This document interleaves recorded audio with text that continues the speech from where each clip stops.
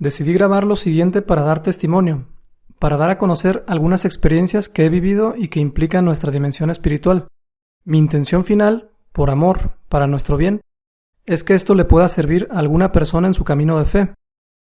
Me parece lógico que al ser experiencias individuales, no necesariamente causen el mismo efecto en quien las escucha que en quien las vivió. Aún así, desearía que le pueda servir a aquellas personas, por ejemplo, que tienen dudas o que sienten frío o hambre espiritual. Ojalá alguien pueda encontrar alguna resonancia que le motive a buscar el bien, que le ayude tarde o temprano a sanar aquellas enfermedades que son más del alma que del cuerpo. Quise comenzar con esta experiencia porque es muy especial para mí. Desde que me pasó y aún actualmente, me ayuda a darle rumbo a mi vida. Incluso fue crucial para dedicarme a lo que actualmente me dedico. Actualmente soy psicólogo clínico. Esto que les voy a contar me pasó en el año 2010. En ese entonces yo estaba estudiando arquitectura y me faltaba un semestre para terminar la carrera. Yo soy católico y también estaba interesado, pero con dudas, en ser sacerdote. El seminario diocesano, acá en Guadalajara, realiza algo que se llama preseminarios. Esto es para personas interesadas en ser sacerdotes. Consisten en vivir una semana dentro del seminario, y entonces asistí a uno ese año. Eso fue en junio o julio, y creo que fue de lunes a domingo, no recuerdo bien. Lo que sí recuerdo bien es que un jueves, estando en ese preseminario, fuimos al Parque Metropolitano para hacer competencias entre los aspirantes, cosa que fue muy divertida y también muy cansada físicamente. Yo ese día terminé exhausto. Ya en la noche de ese jueves, nos llevaron al auditorio del seminario para hacer una oración que se llama Lectio Divina, o en castellano, lectura divina. Nos sentaron a todos ocupando un lugar sí y un lugar no, de tal forma que yo no tenía ningún compañero inmediatamente ni a mi derecha, ni a mi izquierda, ni adelante, ni atrás. Algo así como la sana distancia de la cuarentena, pero esto en el año 2010. Recuerdo que hay varios modos para realizar esa oración. Nosotros realizamos un modo que en el cuarto paso implica una actitud receptiva. Literalmente dice, deja que el Señor te hable. Y en el quinto paso pide que consideres cómo vas a aplicar eso en tu propia vida. Estando pues en ese cuarto paso de la oración, con los ojos cerrados, sí con sueño, pero no dormido ni soñando, escuché una frase que tenía sentido con lo que acabábamos de leer. Primero, habíamos leído Marcos capítulo 3, versículos 13 al 19, que hace mención de cuando Jesús elige a sus discípulos. La frase que me llamó la atención, que sí venía escrita en la Biblia, fue a los que Él quiso. Y lo que yo escuché internamente, que no venía escrito en la Biblia, fue todos somos diferentes. Segundo, lo que yo escuché no lo escuché externamente o con las orejas, sino que fue internamente, como si fuera un pensamiento. Y ahí estuvo lo impactante para mí.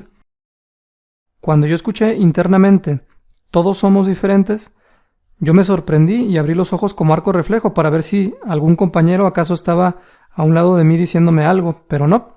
Los otros compañeros igual estaban con los ojos cerrados, en silencio y respetando la distancia. Esa experiencia me causó mucha alegría porque yo dije, caramba, pues esto sí que funciona. Desde antes de entrar a ese preseminario, yo iba predispuesto a no entrar al seminario, al menos en ese ciclo que iniciaba en 2010, porque como ya mencioné, me faltaba un semestre para terminar la carrera de arquitectura.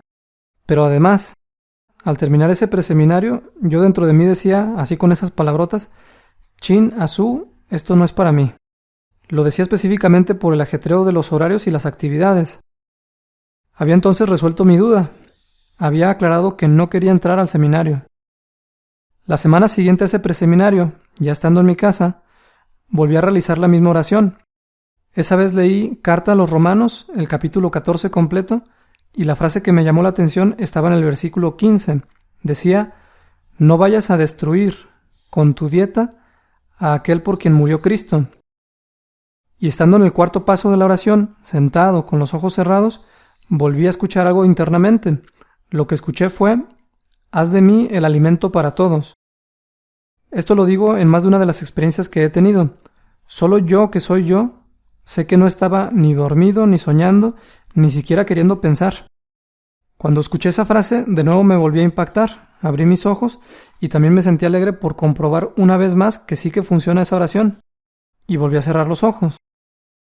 En esa ocasión, al llegar al paso 5, que implicaba ver cómo aplicaría eso en mi vida, mi mundo se puso de cabeza, porque yo ya había decidido no entrar al seminario y de la frase «haz de mí el alimento para todos», yo había concluido que Jesús quería que fuera sacerdote y que diera la comunión. Para quienes no sean católicos, los católicos creemos que Jesús está verdaderamente en cuerpo y alma en la Eucaristía, y que la Eucaristía es entonces alimento de vida eterna. «Haz de mí» sería Jesús dándome una instrucción. El alimento haría referencia a la Eucaristía, y, para todos, en ese momento no le di mayor sentido. Nótese que para mí mismo no está en duda que fue real, que lo dijo Dios y que fue para mi bien.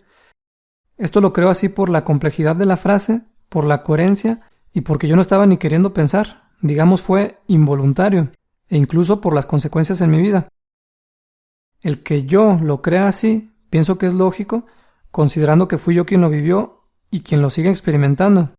Entonces, no pretendo que alguien acaso crea simplemente por lo que me pasó a mí, pero sí deseo que puedas encontrar alguna resonancia. Por ejemplo, ¿a poco Dios sí habla? ¿A poco esa oración sirve? ¿A poco los católicos creemos eso? Y es que me gustaría anticiparte que, efectivamente, Dios habla y si preguntas, Dios responde. Y a cada quien en la manera en que mejor puede entender, a cada quien en la manera en que más bien le puede causar.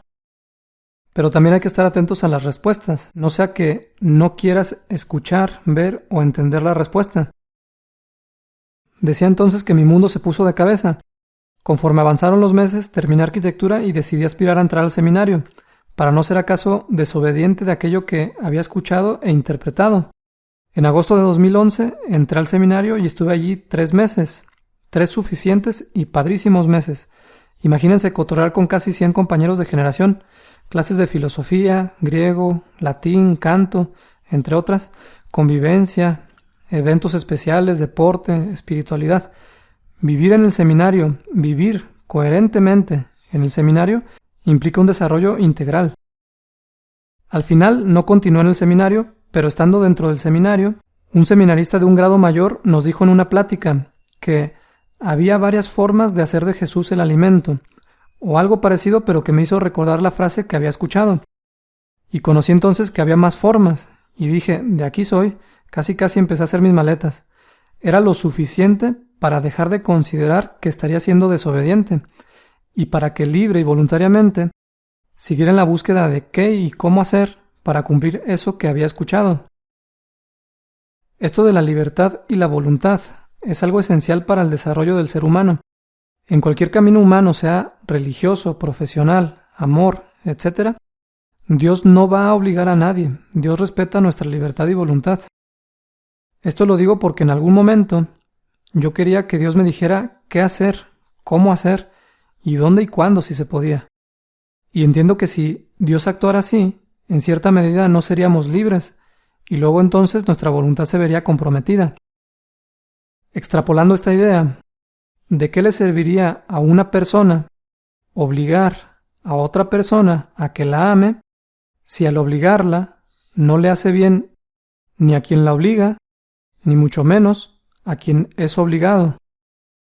Así que fui recorriendo, probando varias cosas para ir afinando qué y cómo hacer. De lo que iba probando y que me iba gustando, me acercaba a otras cosas. Después de arquitectura fue el seminario. Después probé un ciclo en un diplomado de filosofía y teología. Estando ahí me enteré que había otro instituto que ofrecía capacitación en catequesis. Yo quería algo que pudiera aterrizar de manera más práctica para ayudar a las personas. Probé un ciclo en catequesis. Estando ahí, una amiga me invitó a un diplomado de proyecto de vida, gratuito y muy bueno, por cierto. Y como proyecto de vida, concluí a hacer trámites para estudiar psicología. En ese diplomado de proyecto de vida, una compañera me prestó unas guías de estudio para el examen de admisión, que yo creo que sin ellas no hubiera podido alcanzar el puntaje necesario. Digo esta suerte de corolario porque yo lo viví como un ir buscando yo, pero también encontrar apoyo externo, no solamente por mi propia decisión. Me gusta pensar, pues, que fue un apoyo de Dios y también de las personas que iba conociendo. Mi interpretación actual de esa segunda frase que escuché internamente es: haz de mí sería Jesús dándome una instrucción. El alimento haría referencia a nutrir o hacer crecer, y eso implica el bien y entonces el amor. Y, para todos, haría referencia a algo inclusivo. Por ejemplo, considerar incluso a las personas que no son creyentes. Al día de hoy aún sigo aclarando mi rumbo. Por ejemplo, me interesa acompañar a personas con enfermedades crónicas y en duelo por fallecimiento. A los creyentes nos puede pasar que queramos amar sin saber qué es amar, que queramos ser amados sin saber distinguir lo que es amor, que busquemos el bien propio o el de alguien más sin saber qué es el bien, que no sepamos distinguir lo benéfico y lo perjudicial.